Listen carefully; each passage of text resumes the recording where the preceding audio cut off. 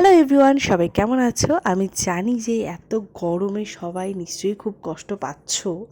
তো এই গরমে আমরাও ভীষণ কষ্টেই কাটাচ্ছি। তার মধ্যে জলের সমস্যা আগের ব্লগে যে তোমরা দেখেছো। এই সকালবেলা ঘুম থেকে উঠে আজকে ব্লগটা শুরু করলাম। তো আজও কিন্তু ওয়েদার মানে প্রচণ্ড গরম, প্রচণ্ড রোদ।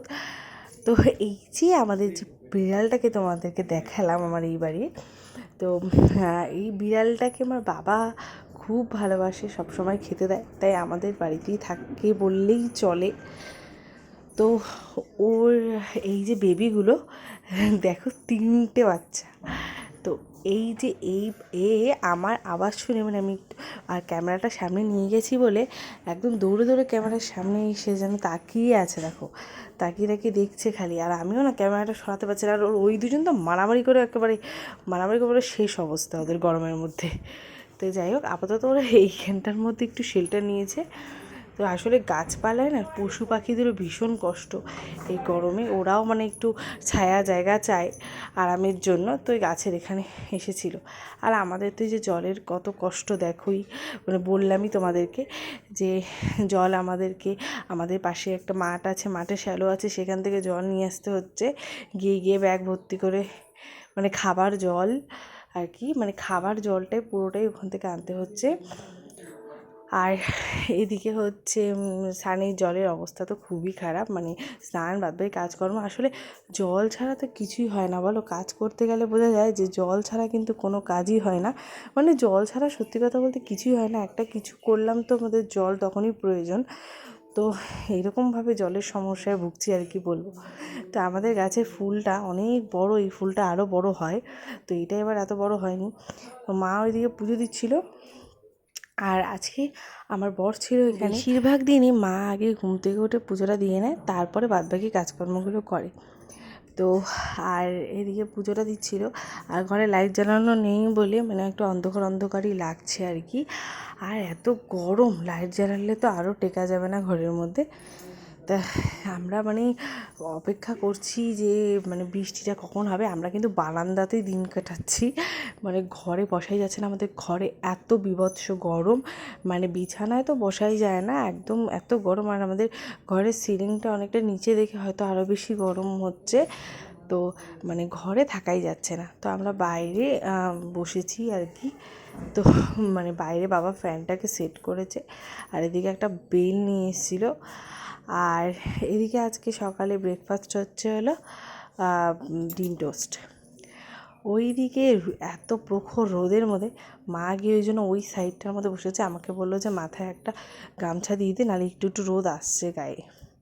তো এখানে বসে মা হচ্ছে মাছ মাংস এগুলো সব ধুচ্ছিলো আর কি, ধুয়ে ধুয়ে রাখছিলো।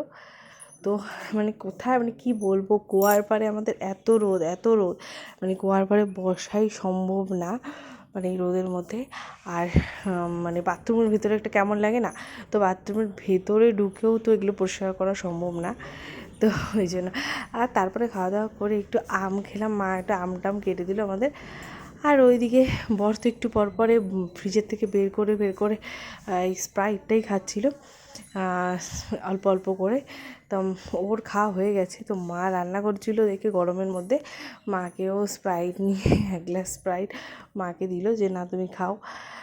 কিছু করার নেই, যতই এখন ঠান্ডার দোষ থাকুক, যতই শ্বাসকষ্ট থাকুক, মানে এই গরমটা আর মানা যাচ্ছে না, তখন মানে ঠান্ডাটা না খেলে আর চলছে না। তো এই দিকে বর বসেছে হচ্ছে চুল দাড়ি কাটতে বাড়িতেই।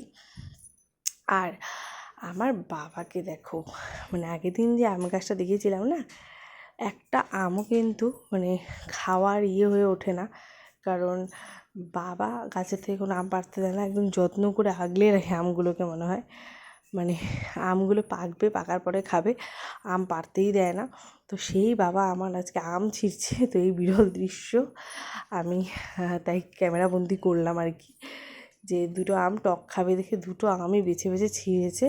তা আমি তো মানে ভেবে রেখেছি যে আমি টক বানাতে দেবো না, আগে আমি খাবো আমটা, 2 পিস হলেও আমার আগে খেতে হবে। কারণ আমি এর আগের দিন এত বলেছি, বাবা আমাকে একটা আমও পাড়তে দেয়নি।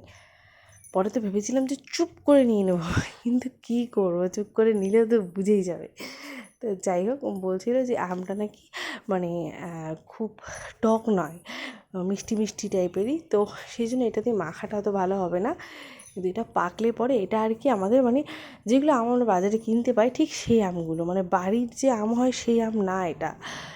তো যাই হোক মাকে বললাম যে তুমি আগে কাটো আমটা, আমাকে 4-5 পিস দাও, আমি আগে খেয়ে দেখি, তারপরে মানে বেশি টক হলে লবণ টবণ দিয়ে খাবো, আর টক না হলে তো দেখা যাক আগে কি হয়।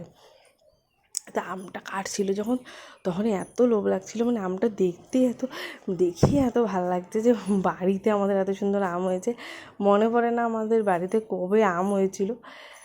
তোমরা কে কে এমন কাঁচা কাঁচা আম খেতে পছন্দ করো বা ভালোবাসো, আমাকে কিন্তু কমেন্ট করে অবশ্যই জানাবে। আমি বললাম যে আমায় আগে একটা দাও, আমি আগে একটা টেস্ট করে দেখি, তারপরে আমি আরও নেব।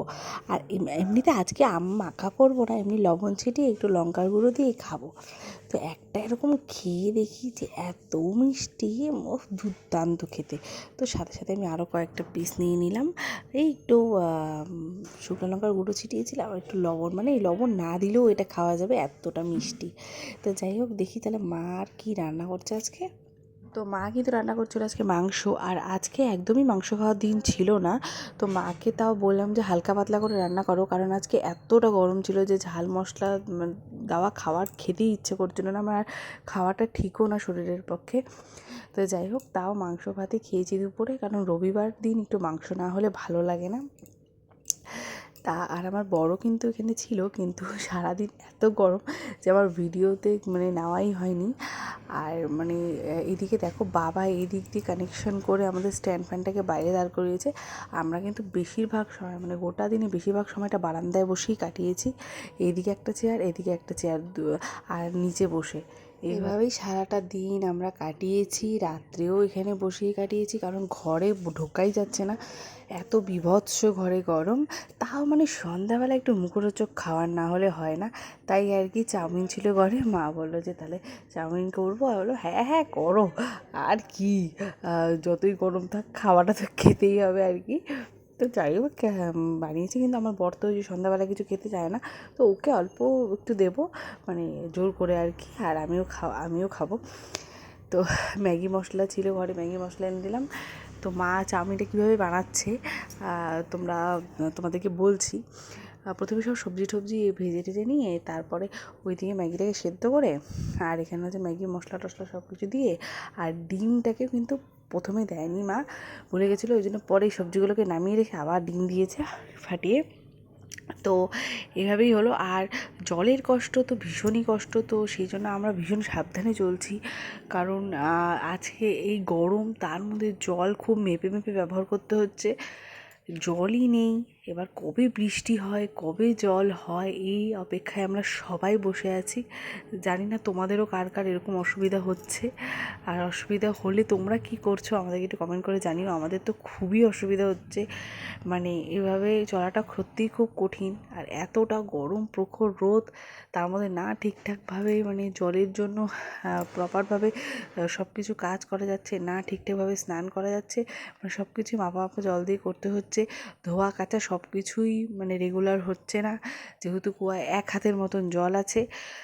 তো মেশিনে বারবার চালানো হচ্ছে মেশিন, ব্যাস হাওয়া ঢুকে যাচ্ছে মেশিন দিয়ে, কারণ জল তো পাচ্ছে না, যে আমাদের পাইপের ফিল্টারটা সেটা জলের উপরে উঠে যাচ্ছে, জল নিচে নেমে যাচ্ছে, সেই জন্য হাওয়া উঠে যাচ্ছে। তো এইভাবে ভীষণ সমস্যায় আমরা ভুগছি। তো জানি না আর কতদিন ভুগবো, তোমরা দেখতে থাকো আমার ব্লগ, জানতে পারবে যে কবে এই সমস্যা থেকে আমরা মুক্তি পেতে চলেছি।